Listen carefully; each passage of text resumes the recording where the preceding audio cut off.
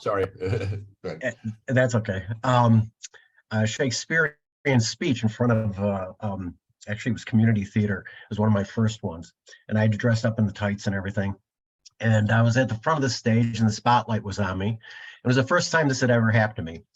And I say this because it was because of the experience. I'm going to touch on experience a bit as we move through here. But standing at the front of the stage, of course, I was scared and I felt very insecure, especially in tights. And I started my speech. It was Hamlet. And somebody in the back of the room said, "Speak up." Needless to say, it was a little embarrassing, and but nonetheless, I got through it. And after the play, I was walking through the parking lot, and I really couldn't put a word on the feeling that I had, other than that I felt like I was 10 feet tall. And I couldn't explain it to anybody because it wasn't ego. It had something to do with some other power or confidence or whatever you want to call it. But I say this because it was the experience that changed me. That it wasn't necessarily the speech, or maybe it was the speech, but it was the experience. But what I would like to talk about today, just a little bit, in the next 20 minutes or so, is how acting skills can offer people the benefit of learning new experiences in a safe environment, to open up opportunities for personal growth in one's life, to improve mental and emotional stability. So with that said, I would like you to just think about, just for a moment, how experiences affect you. And we're going to get into more details as far as what I discovered in my research, but I think that some of this is important to really understand from where you're sitting, as far as how we create experiences on a daily basis, and how they might affect us throughout our day, because every experience that we have, more or less, has an effect on us. We pretty much decide on how much of an effect it has on us. So if just for a moment, daydream or fantasize for a minute about, I'll give you a couple topics. What if you could be young forever? Or what if you had unlimited wealth? Just think about that just for a minute and how that makes you feel.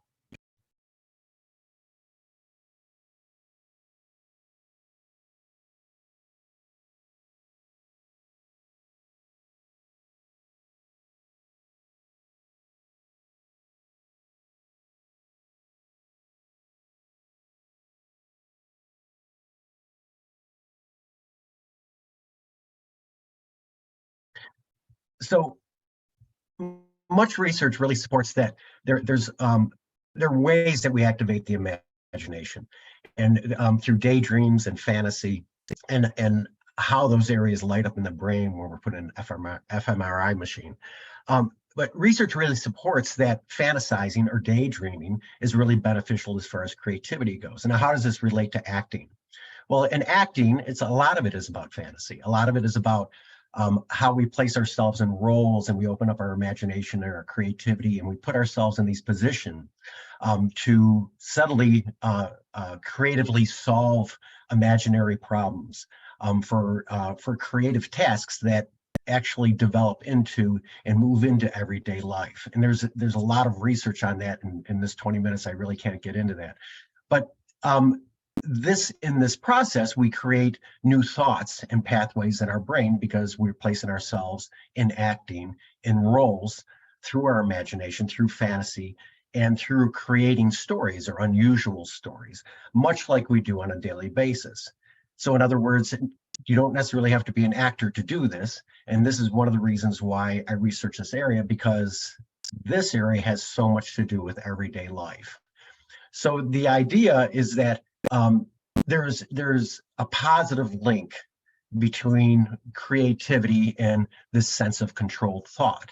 So not only has daydreaming or fantasizing been shown to reduce stress and anxiety, but it also helps with problem solving, and it enhances creativity, and especially when it comes to achieving goals, and taking time to think for pleasure has also proven to be beneficial. So a few of the areas I'm going to go over very quickly today. little background as far as how I got into this whole area of research. Um, the importance of experience. I already touched on that a little bit, as far as what is exactly is research, experiential learning, and how it acts as a vehicle to create new experiences, and how acting or life skills benefited actors, specific research, the findings in my research as expressed by participant responses, and how they might access how they might improve acting skills or benefit mental emotional wellness. And then I'm going to talk a little bit at the end as far as improvements. Oh, back up there. One more. There we go. So my interest in acting first started about 25 years ago when after a few acting classes, I noticed some changes in myself. When I first got into acting, as I mentioned with the original story, I was very nervous. But after 2 or 3 years, I began to realize that it was having an effect on me in ways that I started to control my feelings better. Not only in acting, but I began to think, wow, this is actually making me more mindful in everyday life as far as, am I controlling my feelings or are they controlling me? But after a while, I began to realize that, there's something to this. And I started to do more research on it. So I realized that when I was creatively open in acting to change, acting became this transformative experience. However, it occurred to me in this process, if I can control my emotions, then this is something that might be interesting or make other people might be interested in this same approach to how to handle one's life a little more comfortably or manage one's emotions better. And I started to look into more research on this. So as Dr. Firestein mentioned in the beginning, now I use these skills, acting skills, and I translate them into people skills in my professional business and coaching and doing workshops. Taking this further, in the research that I'm doing right now, I've adapted these skills in a way that from my research participants, I'll discuss this in a second because I'm not going to get too much into it right now. So my focus research is to gain insight into understanding how acting skills and tools are used in the acting profession and how they might be applied to everyday life. So the focus research comes down to the details. I did interviews with 6 actors, professional actors, actually a couple of Netflix series actors. The goal of the research was to really understand if acting training may have certain uses to help individuals in improving their quality of life. The purpose of this research was to communicate the perspectives of these actors. Each actor had at least 10 years of experience, at least 30 years old and above. And what was discovered through the research, participants shared unique interpretations of their experiences of being an actor and how the profession had affected them mentally and emotionally, suggesting really that acting is an experiential activity that supports a deeper understanding of, in the main themes, as you can see on the slide, conditions of acting that supported learning, deeper understanding of emotions, stronger relationships, and I'd be remiss if I didn't mention the negative experience by actors. So trying on new versions of ourselves has pretty much happened through our entire lives. And I'm going to go through this briefly because I really want to share the understanding that we are very resilient and adaptable and flexible to change throughout our lives, sometimes knowingly, sometimes unknowingly. In our lives, we have multiple versions of ourselves. A version when we're just born, a version when we're 10 years old, 15 years old, 20 years old, and it goes up and up. And in each of these versions, we developed as a different person. Our perspective changes at each age, and we changed to, as we got older, really supports an understanding that individuals are capable of change under a variety of conditions. So we've experienced different things through social learning with the people around us. We've learned from others about watching and interacting with them. We've learned from others as far as making mistakes or not making mistakes. But research really suggests that there's psychological processes involved when people enter the actor-character relationship. Some research has focused specifically on the positive changes in an actor's sense of self, which really appears to emerge through rehearsal and performance. And since the self is not static, our identities change considerably over the development of our lives and across situations. One novel reason for self-change is just through simulating others. And you might ask, how could we by simply imagining others, change ourselves? Well, first of all, when we simulate other people's mental states and traits, we access self-knowledge while simultaneously considering information about the other person we're trying to understand. This can also exercise our sense of empathy for other people. And secondly, episodic and semantic knowledge is flexible and is susceptible to incorporating new information. So since self-knowledge is similarly flexible, then simulating others may change self-knowledge in that it incorporates information about simulated persons. Basically, simulation creates the self more similar to the simulated other. Anyway, needless to say, neuroplasticity also plays a huge role in this for change. This can be a really good thing when trying to make beneficial changes in behaviors in a person's life. Actors refer to this technique, and this is just one technique, as the magic if. That is acting as if you're experiencing being a person in a situation while still being you through your imagination, exercising the states and traits needed that you relate to in another person. In short, when we simulate or mimic the behavior of someone, the experience can affect us in positive ways. So it's the created experience of the behavior that the mind is given new opportunities to learn from and grow from the experience, just like any experience. So experience, what is it? You know, the idea that we are what we can become is in itself just a familiar Western thought, an idea. And according to this position, personal existence is partly reduced to a set of possibilities or actualities. I like to think of, this is one of my favorite images, the iceberg.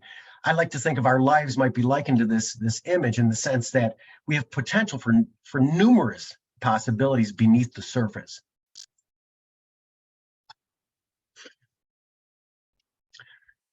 So, as far as experiential learning goes, this is the approach taken as far as in a classic experiential learning model, how the acting skills can benefit emotional wellness through understanding and usefulness of experiential learning in every day.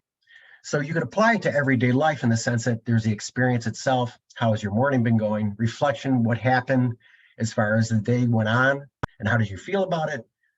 Thinking into abstract concepts and ideas. What are your mornings usually like? And this is just a particular example of how the experiential learning model could be applied to one's life on a daily basis.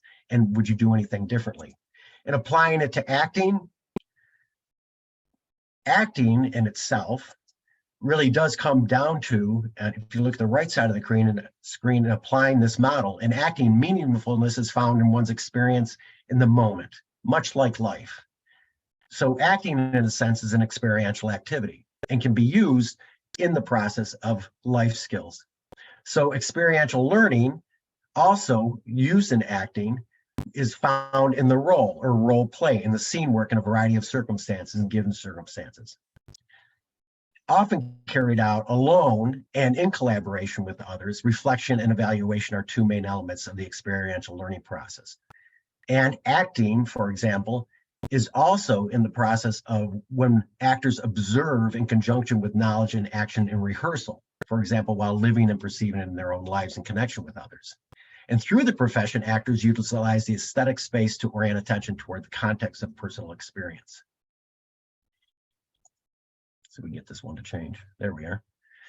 So how acting skills benefited mental and emotional wellness, moving through this very quickly because I know I'm getting short on time here. These are the areas that were found in my research, areas that supported learning.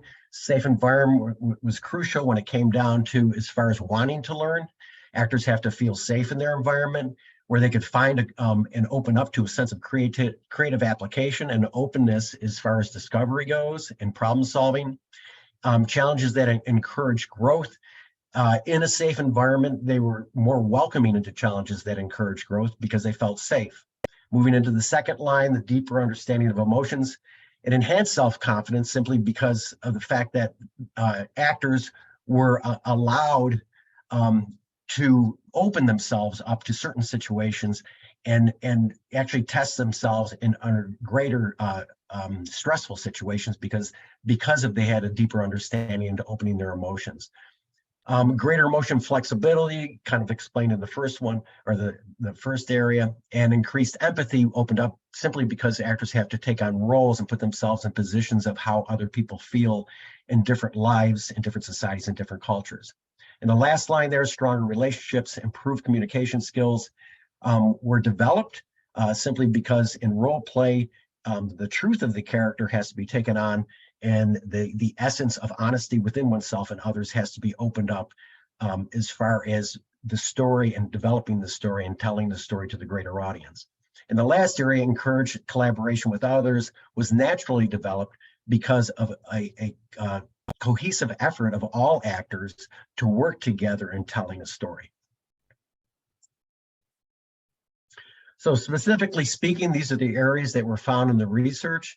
Under safe environment, a positive influence obviously had on the actors, fostering growth in acting and life, important of trust and safety, as I mentioned earlier, more openness and resiliency, opportunity to learn the importance of one's actions, creative application, freedom of exploration and solving problems, and application of new knowledge, new and expansive possibilities in daily life, a greater capacity for self-exploration, learning, and application, more open to new relationships and ideas, creativity, creatively adapting instead of defensive, encouraging autonomy, challenges that encourage growth, self-awareness and openness, ownership of actions, psychological flexibility.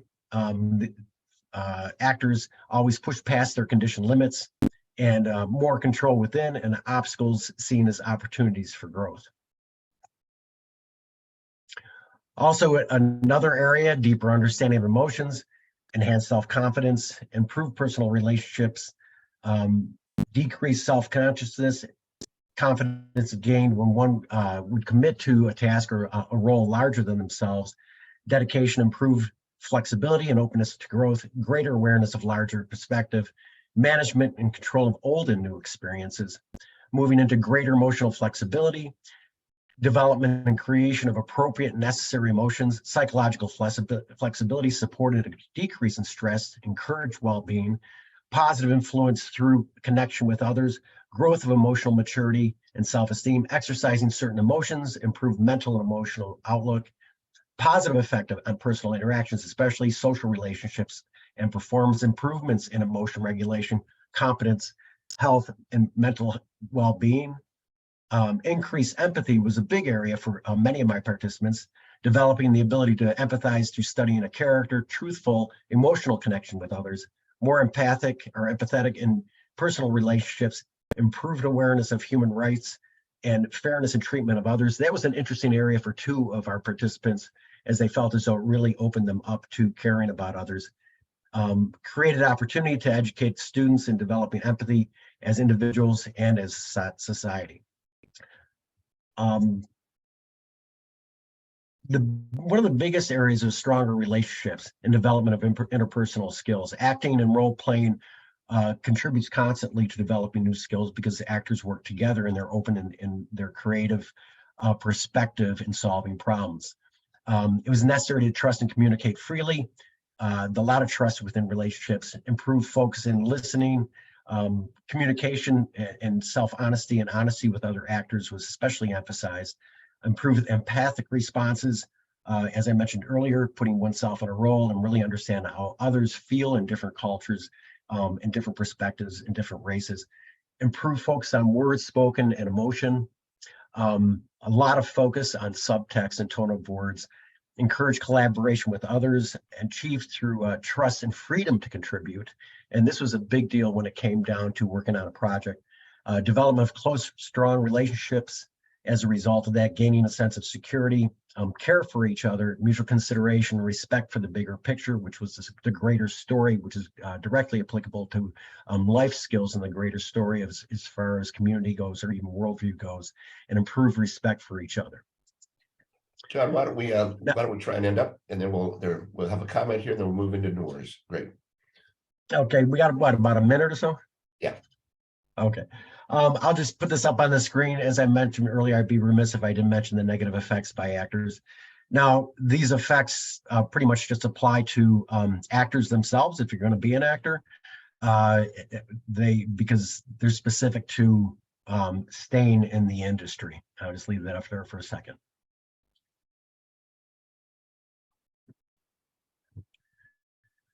And overall, these were the skills found to benefit mental and emotional wellness.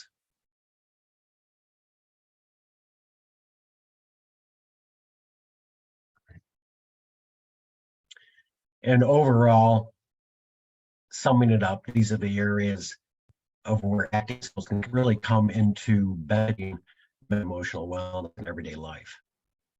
Excellent. So, John, I have a comment here from one of our participants. As a person who loved participating in drama club, glee club in middle and high school, and then went on to study and teach about communication, creativity, and emotions, I really love this line of research. So thank you so much for this line of research. Amanda, thank you for your comment.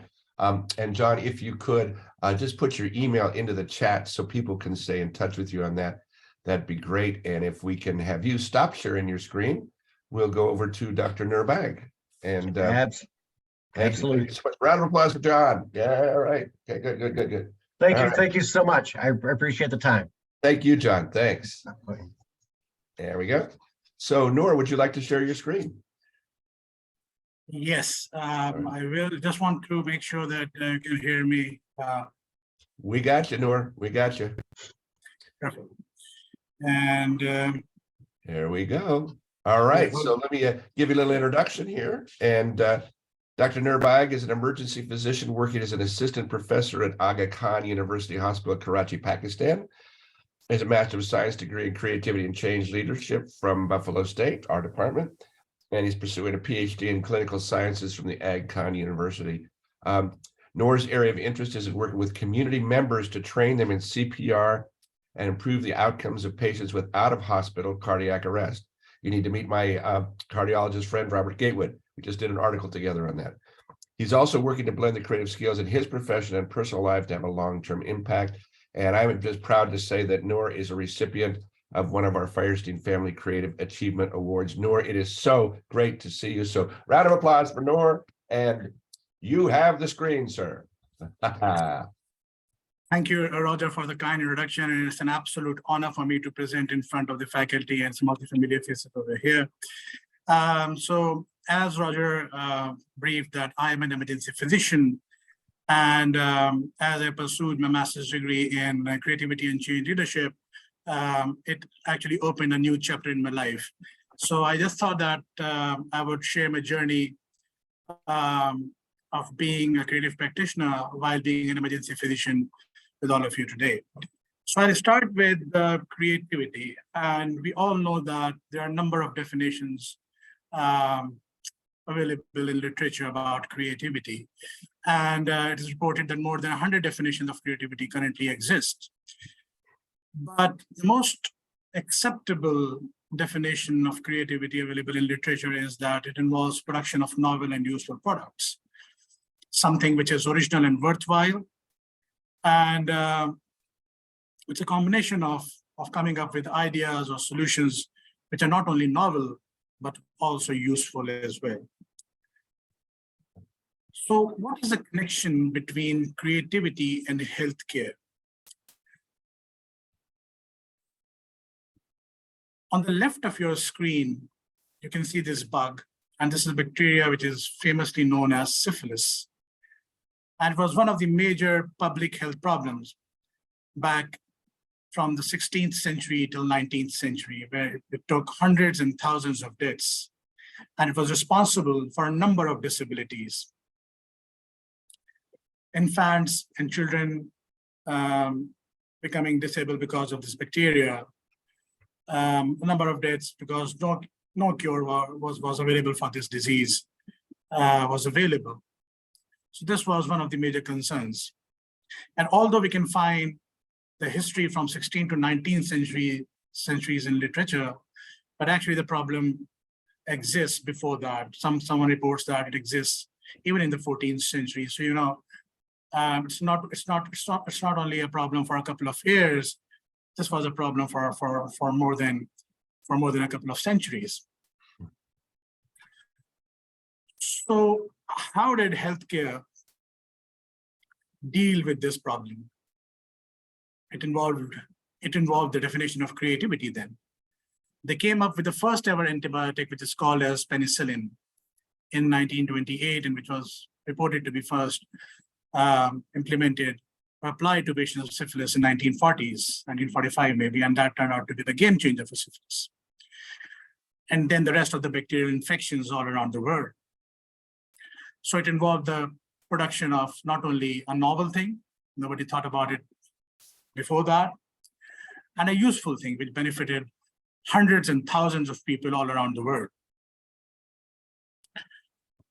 This is not the only example of creativity which is related to healthcare. We now often hear of robotic surgeries which were not possible or which no one can think of about a decade ago are now possible because of new surgical techniques available. Even there is a report that a surgeon somewhere in one province of a country can perform the surgery on a patient who resides in another state through the help of this robotic intervention. Again, it involved the principles of creativity. That is, they come up with something novel and useful. So those areas which do not have the luxury of having a surgery room or surgeons can actually now benefit from this robotic surgery. Same is the principle with telemedicine, telehealth. People living thousands of miles away.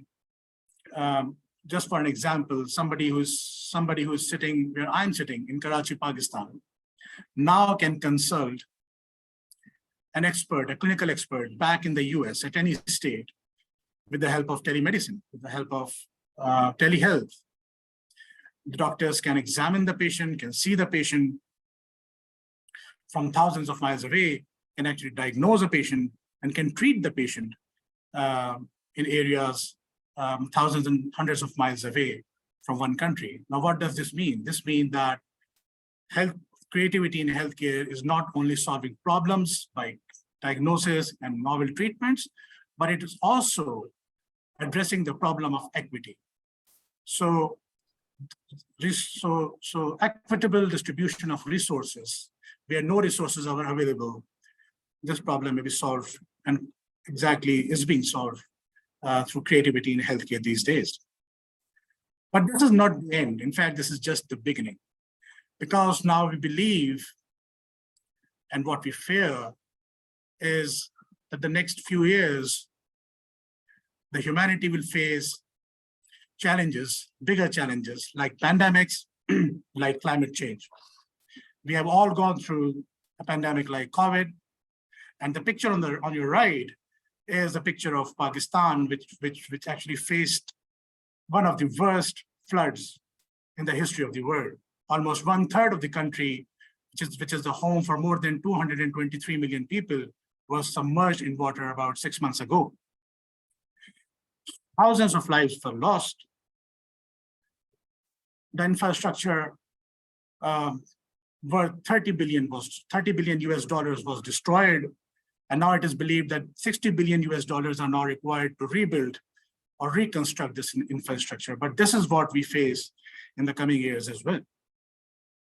So the problem is getting complex and bigger, and the healthcare has to face these problems along with the other aspects of humanity in the coming years. So this was creativity in healthcare in general. Now talk about emergency medicine. I am an emergency physician, so I'll try to connect the principles of creativity in emergency medicine. Now this is just a pictorial representation of a resuscitation room, of an emergency room, of an emergency department. Now, this may be unusual for people who are not used to work in the emergency rooms, but this is pretty much usual to all the healthcare workers related to emergency departments. Critical patients coming in critical times, race against time as well. The stakes are high, we have to save lives. And this is one of the pictorial representation of just those scenes which we have to deal every day. So the stress is high, we have to save lives, and the adrenaline hormone in our body is rising all the time in these situations. In addition, this is now a common sight to most of the emergency rooms all around the world, the overcrowding. Because of the limited number of beds or increase in number of patients, particularly during the pandemic, the hallways were full, there were no beds available, and the emergency rooms faced these overcrowding problems far too often during the last year. According to some of these studies, it turned out to be the overcrowding in emergency rooms turned out to be the major public health issue during the last couple of years, with increased numbers of visits all around the world. Now, these numbers are from, resourceful settings or high-income countries like Canada or Australia. You may not even find these numbers in low, middle, or to low-income countries, but the numbers were pretty much the same even in this part of the world. So you can imagine more than 20 million visits per year in Canada in an emergency room. This is some number. So along with the stress in the previous picture, this overcrowding actually had a toll on emergency physicians and nurses. And what did it cause? I think Roger would like this. It's caused the burnout of emergency physicians and nurses. Mm-hmm. And I heard Roger talking about the inclusion of creativity in medical curriculum. Yes. Dr. Nagma Khan, yes, and Gerard working on, had a study related to stress and burnout on emergency physicians and linking it to the creative profiles. So, great stuff. Yeah. So this is what is happening. But creativity has a direct connection to all of the stuff that I've talked about. And Gerard will have to talk about the study that Nagma Khan did later in the day, so I will leave it to him. But suddenly, these are the problems that demand novel solutions, which involves the principles of creativity. So what do we do as emergency physicians? We want to be creative. You ask anybody in the emergency room where I work, you ask them, what's the solution? And they will say, bring novel solutions, bring innovative ideas, be creative. And there is some progress. You all heard about CPR. You heard about a collapse in the football field a couple of months ago. Damar Hamilton, if I'm pronouncing him right, suffered a cardiac arrest in the football field, received CPR, survived. So emergency medicine and healthcare is coming up with devices like an automated CPR machine. There are dashboards available in the emergency room which gives you real-time data to avoid the overcrowding of the emergency rooms. So innovation is already there. Some people are coming up with novel ideas. But do they really know that they are creative, or are they following a process, the creative process? Do they really know that they actually are following the principles of creativity to solve healthcare problems? Are they self-aware of? Because the way that we are trained, we physicians and nurses are trained, is a traditional way of learning, where we are not allowed to make mistakes because we have to deal with lives, and the stakes are very high. So no mistakes. We are trained to give one right answer, because if we give a wrong answer, it may cost a life. So we are trained in this way. We are competitive because we live in academia. And in academia, it's believed that you have to be competitive if you want to be successful. And this means that there is no space for mistakes. So are we really aware that we need to follow the creative process, being a healthcare physician or being an emergency physician, while solving this complex problem? And this led me to take my journey, my creative journey in the Buffalo State through my master's in creativity and change leadership. And when I this decision, there were a lot of eyebrows raised. There were a lot of questions. What are you doing? What are you going to do? Why do you want to do master's being an emergency physician? Okay, I got it that you want to be creative, but why do you want to invest so much money in acquiring a degree in master's in creativity while being an emergency physician? What's the worth? Will it help you to, get promoted? Will it help you to grow in your career? Why? So these were the questions that I was asked when I took admission for my master's in creativity and change leadership at Buffalo State. Despite that, I started my journey, and it has been a wonderful journey till now. It made me more inquisitive. A lot of questions came into my vision. I became more curious and got answers to a lot of questions that were unanswered before. So this is a synthesis of what I learned being an emergency physician through creativity. Emergency medicine and healthcare deals with complex problems. Absolutely no doubt about that. I gave you a few examples at the beginning of the presentation. We know that complex problems require novel and useful solutions. This means that we need a process, the creative problem-solving process, to come up with novel solutions. We know that the problems that we face today, not only in terms of healthcare, but generally as a world, issues like climate change, issues like the pandemics, traditional thinking is not enough. It's not going to give us permanent solutions. Science believes in processes. Medicine is science. Science believes in processes. They believe in hard data, facts, numbers, and creative problem solving is a process. That's why it's a science.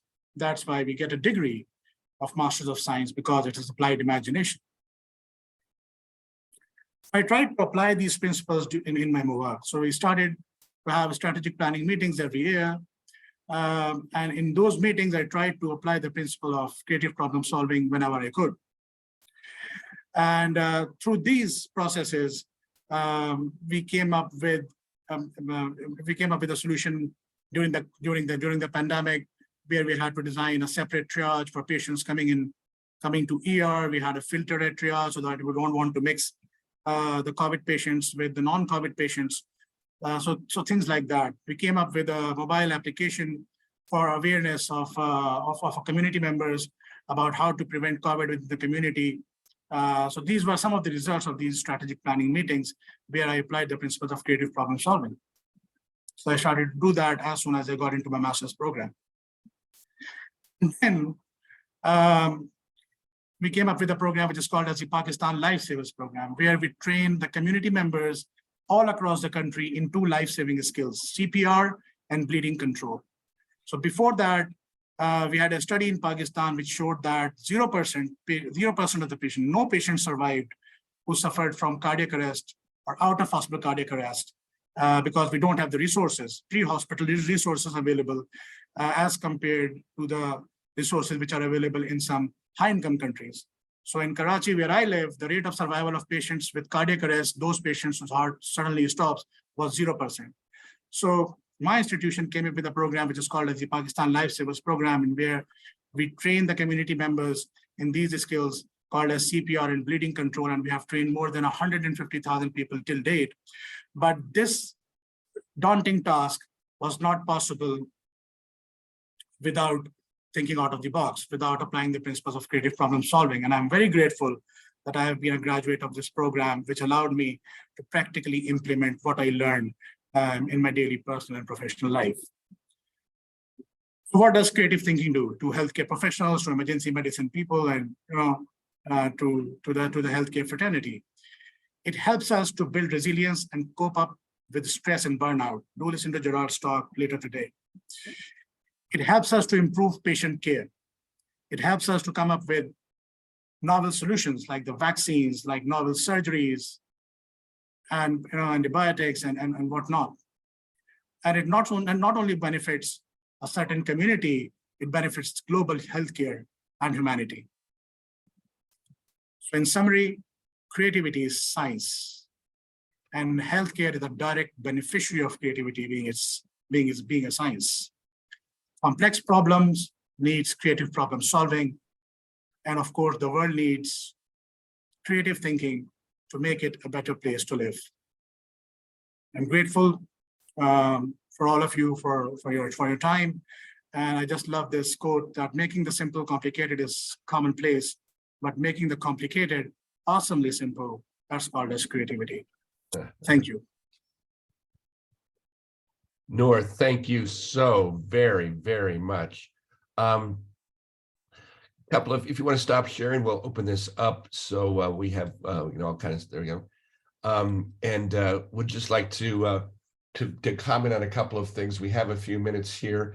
Love it that creativity is science. I loved those slides there because as I mentioned yesterday, and Noor, if you would please send me an email with your email on it. I want to share with you an article that I did with Dr. Robert Gatewood on the biopsychosocial approach to creativity, to diagnosis using creative questions. And if anybody else wants to get that, I will put that in the chat here. Just email me there. Also, Noor, I'd like to invite you to become a member of the Buffalo Society for Creativity in Medical Education, the BSCME.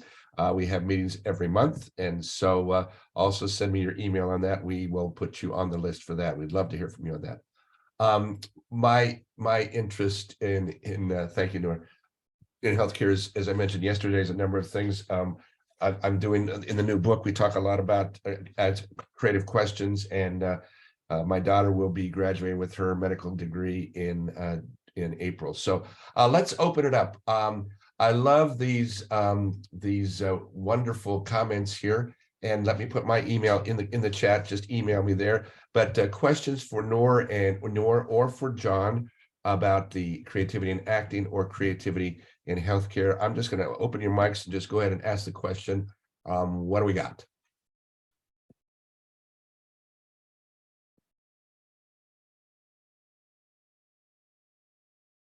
Well, you must have done a very good job, guys. So what I will do is my email is in the chat. Let me just take a look through the chat here a little bit here. Creativity is like a software program, innovation is like hardware. Yeah. John also made a note in the chat about some additional training that's available. And so really, really good stuff here. Noor, I have your email here, and I will just copy that. So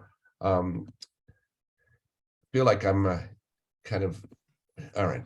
I have a question, actually. Sorry. One arm paper hanger here. So Becky, you've got a question. Yes. I'll turn my video. Hi. Hi over there. How are you? Good. But the creativity, this is a fairly new field for someone and also in higher ed. So we're looking into how to reach our students. We're at the community college level. So we've got that transition of adults sometimes to come in and get them prepped and ready. Some of my instructors are very interested in that creativity with the acting training. I was going to ask Dr. Kane, I think Renee actually also asked it, to get them more off of their phones and more engaged. Any quick suggestion I can pass on to my faculty or staff to say, this is a good area to look into, and let's do some more research on it and perhaps reach out to you or the state? John, So that I got the question. Yeah. I think that one of the reasons why people have a tendency to be on their phones or preoccupied with their phones or texting or whatever is because and there's, of course, this can be debated in a number of different directions. And I think that many times people avoid social interaction because they don't have the tools. And it's just like anything in life. I was a mechanic years ago, and I use the example of, well, if you don't know how to work on your car, then chances are you're going to avoid working on your car. So if you don't have the tools to do it, you're just going to avoid it altogether. So if you're not used to having social skills, which can be developed in acting training, then you are going to turn to whatever other avenue there is that you can avoid to do that. Email, texting, whatever it is, you're just going to avoid the social interaction because it makes you uncomfortable. It's really about comfort, I think. Acting skills and putting ourselves in these safe situations as far as using acting skills and social skills and communication skills and interaction and collaboration, all the things that I mentioned, makes one more comfortable as far as rehearsing in a safe space so you can go out in the real world and actually practice these skills.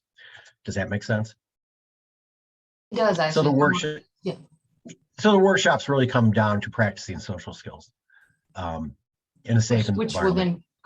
then go into self-confidence, because I've gone into a movie theater and like almost transposed myself into the script going, oh, I can do that. I can walk out and I feel so much better.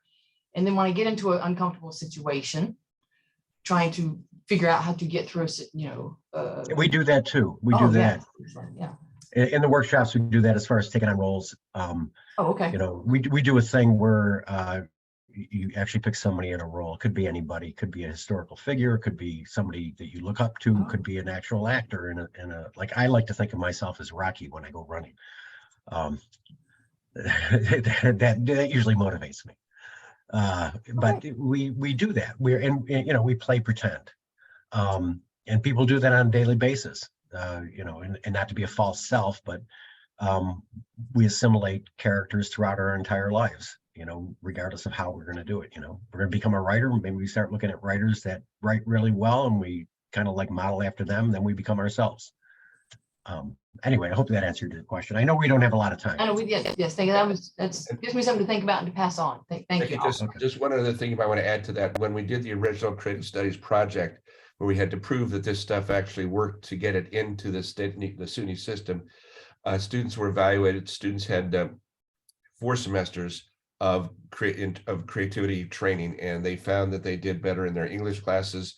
They did better in their math classes, but the big thing that they did better with is that they solved personal problems better. So that's where training in creative problem solving really, really helps. So, and as John mentioned, and also in creative problem solving, people are facilitating in groups or up in building stuff. And I find that the best way to build a team is to solve a problem together. So with that, John, Noor, thank you. Always a pleasure, Noor. John, nice to meet you. And we'll stand adjourned here and hope to see you at the final session that will now start in about 12 minutes. So thank you, everyone. Great work. Great work. Thank you so much. All right. Thank you. Bye-bye. Bye.